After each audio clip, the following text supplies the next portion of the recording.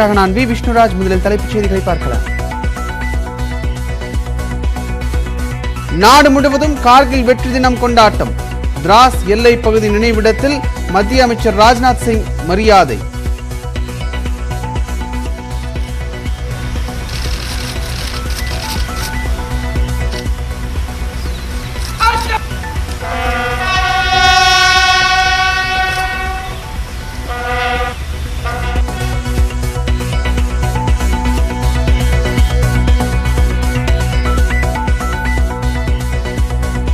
இந்தியாவில் மேலும் 39,000 பேருக்கு கொரோனா தொற்று.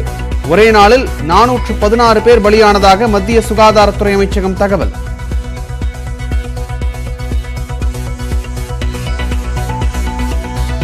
பொறியியல் படிப்புகளில் சேருவதற்கான விண்ணப்ப பதிவு தொடக்கம்.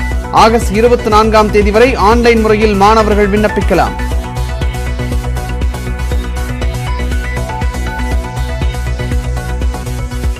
பிரதமர் மோடியுடன் காலை 11 மணிக்கு OPS EPS சந்திப்பு. தமிழக அரசியல் சூழல் குறித்து பேச இருப்பதாக தகவல்.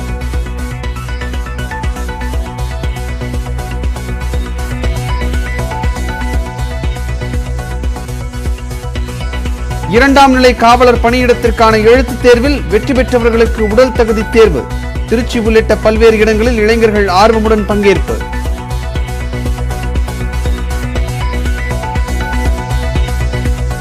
மேட்டூர் அணைக்கான நீர்வரத்து வினாடிக்கு 34,000 கன அடியாக அதிகரிப்பு. கர்நாடகாவிலிருந்து காவிரி ஆற்றில் கூடுதல் நீர் திறப்பு.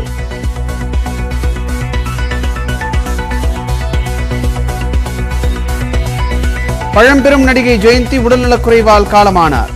பெங்களூரு மருத்துவமனையில் சிகிச்சை பலனின்றி உயிர் பிரிந்தது.